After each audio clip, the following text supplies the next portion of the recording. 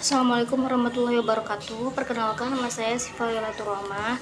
dari kelas Ilha dengan NIM 2108307021. Saya di sini akan membacakan kitab Sulamut Taufik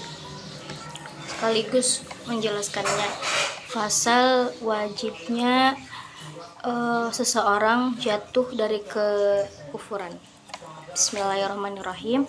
Fasulun, yajibu diwajibkan ala atas man orang waqa'at yang terjatuh minhu darinya riddatun kepada kemurtadan, al-audu untuk kembali fauran secara langsung ilal islami kepada agama Islam, bin nutqi dengan mengucapkan bisyahadataini dua kalimat syahadat wal iqla'u dan melepaskan amma dari sesuatu waqa'at yang terjatuh bihi dengannya ar-riddatu kepada kemurtadan, wa yajibu dan diwajibkan alaihi atasnya an-nadamu menyesali ala atas ma apa-apa swadaru yang keluar minhu darinya, wal azmu dan berkeinginan ala untuk Allah kembali ya'udu tidak limitlihi kepada sejenisnya, wa qada'u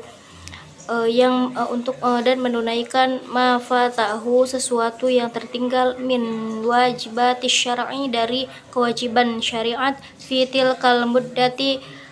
pada masa tersebut, fa illam yatub apabila tidak bertaubat wajabat maka diwajibkan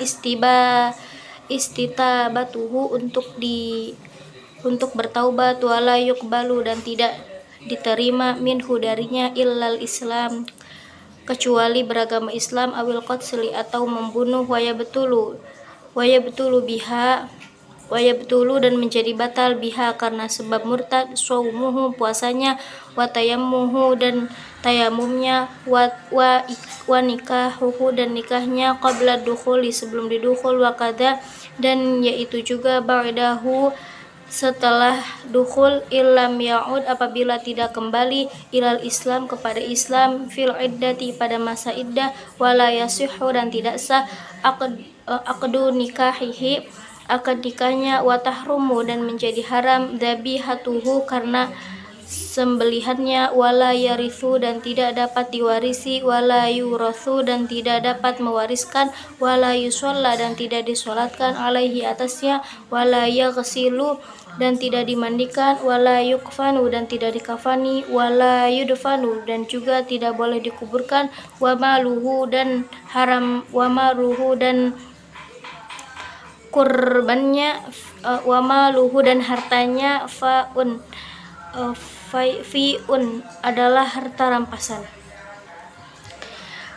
Jadi jika seorang yang murtad hendaknya ia bertaubat dan kembali segera kepada agama Islam, yakni yang pertama yaitu mengucapkan dua kalimat syahadat, yang kedua wajib baginya menyesali atas penyebab timbulnya kemurtadan itu dan berniat untuk tidak mengulangi hal yang serupa, yang ketiga yaitu mengqada kewajiban syariat pada masa itu seperti sholat 5 waktu, puasa Ramadan dan kewajiban-kewajiban lainnya. Jika tetap untuk murtad maka ia kehilangan hak Islamnya, yaitu yang pertama pernikahannya batal baik sebelum diduhul maupun setelah diduhul, yang kedua yaitu sembelihan hewannya menjadi haram dan najis, yang ketiga tidak dapat mewariskan harta kepada anak, istri, keluarga dan tidak diperbolehkan menerima warisan, yang keempat tidak boleh dimandikan, dikafani, dikuburkan, disolatkan dan haram menguburkannya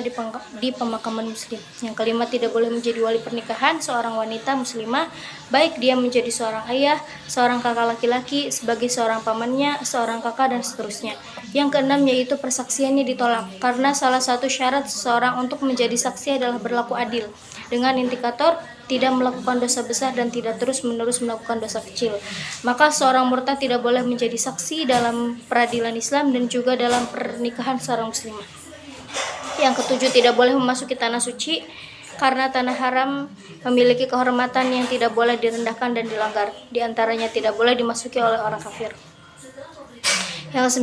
kedelapan yaitu apabila tidak bertaubat, yang dia kembali dari kekufurannya dengan mengikrarkan dua kalimat syahadat, di akhirat disiksa selama-lamanya. Jadi kesimpulannya